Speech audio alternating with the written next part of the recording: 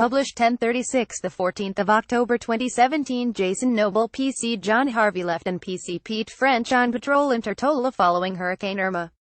Picture Suffolk Constabulary Argent. Far from their home in Suffolk, two police officers were tasked with helping in the clear-up efforts in the British Virgin Islands following Hurricane Irma. PC John Harvey left and PC Pete French with the stray dog Buddy in Tortol. Picture Suffolk Constabulary. Although we could see the devastation, they still had smiles on their faces. That's why we say we have huge respect for them. We definitely saw the best side of humanity out there. Those were the words of one Suffolk police officer who spent 3 weeks in the British Virgin Islands helping people recover from the devastating impact of Hurricane Irma. The hurricane struck the biggest of the islands, Tortol, on September 9, and within just 3 days, Suffolk Police's PC Pete French and PC John Harvey were on a flight to the stricken island as part of a contingent of 53 officers from the southeast region tasked with aid and assistance. The pair were among 5 officers selected from Norfolk and Suffolk's police forces. Some of the damage encountered in the British Virgin Islands by PC Pete French and PC John Harvey in the wake of Hurricane Irma. Picture Suffolk Constabulary originally deployed to help with police duties, particularly following reports of some looting in the immediate aftermath as families desperately tried to feed their families. They were tasked with guarding government buildings, helping manage supermarket reopenings and making sure aid supplies were unloaded safely. But they soon found themselves helping out in any way they could. Over the 3-week stint, 24-hour days were not uncommon as they spent their free time helping locals, while other colleagues helped at hospices and children's centers. But nothing could prepare them for seeing just how rife the devastation was. Suffolk police officers John Harvey Wright and Peter French have returned from work in the British Virgin Islands to help victims of the hurricanes. Picture Greg Brownway had seen some coverage on the news, so I knew the island had been devastated, but it's a lot different seeing it in real life. It gives you a bit of tunnel vision, but when you see that devastation on every corner, it's pretty impactful, said Pete. Alongside their policing duties, the two officers spent their time helping out those in need. Among those was a diabetic woman who was in desperate need of help.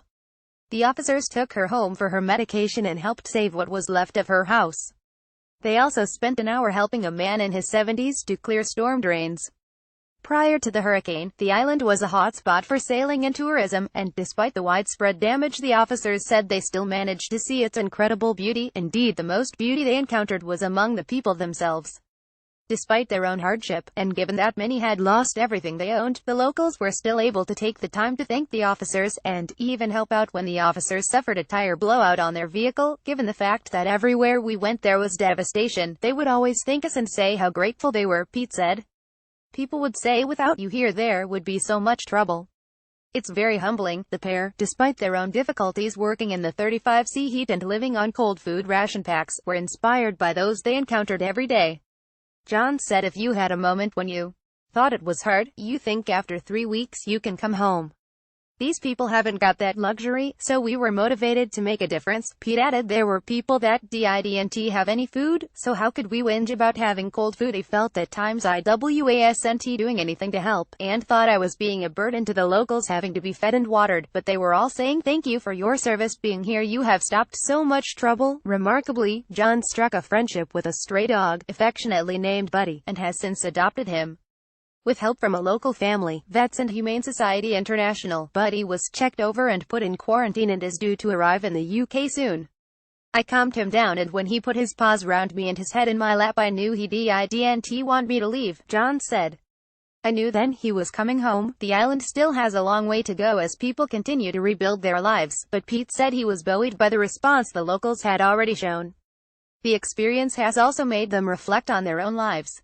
John said, when you get a puncture on your car you think it is a nightmare, but actually it's nothing. When you think of the devastation they have been through and still take the time to thank you, that is very humbling. It's going to take them some time, but they have got good momentum and a good work ethic. Hopefully when they get to a certain level then the tourism will come back. It really was a privilege to be a part of it.